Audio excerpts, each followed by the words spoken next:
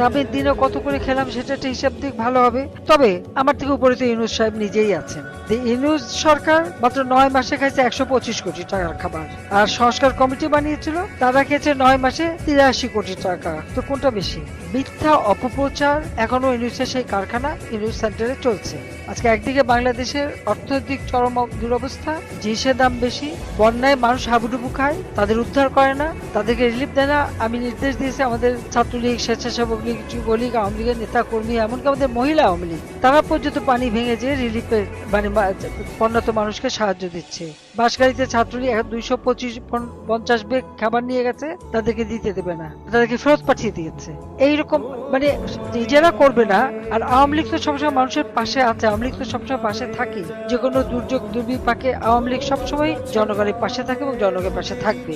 এই 16 জুলাই 2007 সালে আমাকে গ্রেপ্তার করেছিল, কারণ আমি যখন বিদেশে, আমাকে আসতে দেবে না, সেই ক্যাটার গভর্নমেন্ট আমাকে আসতে দেবে না, বাধা দিল। সমস্ত এয়ারলাইন্সকে চিঠি দিল আমাকে নিয়ে যেন তারা ঢাকায় ল্যান্ড না করে। ওয়াশিংটন থেকে যখন আসতে গেছে আমাকে বাধা দিয়েছে। আমি অনেক ঝগড়াঝাটি করে লন্ডন পর্যন্ত আসলাম, লন্ডনে তো আমাকে উঠতেই দিল না তখন প্লেনে। হ্যাঁ, আমি তারপরে জোর করে আমি এসেছি। আমি ধন্যবাদ জানাই, সেই সময় আমার সাথে আমাদের প্রবাসী অনেক নেতা কর্মী চলে এসেছিল বাংলাদেশে। আজকে এই শত প্রতিকূল মধ্যেও জনগণ আমাদের পাশে আছে। আজকে গোপালগঞ্জে যেভাবে আবার বৃদ্ধ বনিতা, নারী, পুরুষ, শিশু, তারা পর্যন্ত নেমে গিয়েছিল যখন জাতির পিতা বঙ্গবন্ধুর সম্পর্কে বাজে কথা বলেছিল, অপমানজনক কথা বলেছিল। গোপালগঞ্জের মানুষরা সহ্য করবে তারা ভাবলো কি করে? সমস্ত মানুষ নেমে পড়েছিল। তারপরে তাদের উপরে গুলি, প্রায় 300 আহত, কয়েকজন অবস্থা খুবই খারাপ, এখনো তাদের সুস্থ হতে পারেনি এরকম অনেক। যখন গোপালগঞ্জে হাসপাতালে নিয়ে গেল, তাদের চিকিৎসা দেবে না। ঢাকা মেডিকেল কলেজে নিয়ে এসছে, সেখানেও ঠিকমতো চিকিৎসা দিচ্ছিল না। রমজান তো বেঁচে যেত, তাকে যদি সে সময় ঠিকমতো ব্লাড দেওয়া হতো।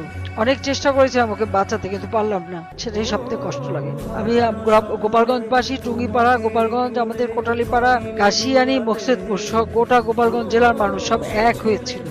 তারা যে সাহস দেখিয়েছে, আমি তাদের প্রতি আমার কৃতজ্ঞতা জানাই। কারণ আমি গোপালগঞ্জের মেয়ে হিসেবে তারা আমাকে সবসময় আগলে রেখেছে। আমি বাবা, মা, ভাই সব হারিয়ে এসেছিলাম বাংলাদেশে, কিন্তু তারাই আমাকে সবসময়, সে বাবার স্নেহ, মায়ের স্নেহ, ভাইয়ের স্নেহ তারা দিয়েছে আমাকে। আজকে জাতির পিতাকে যখন ব্যঙ্গ করেছে, বাজে কথা বলেছে, তারা রুখে দাঁড়িয়েছে। আমি তাদেরকে স্যালুট জানাই, তাদেরকে ধন্যবাদ জানাই। তারাই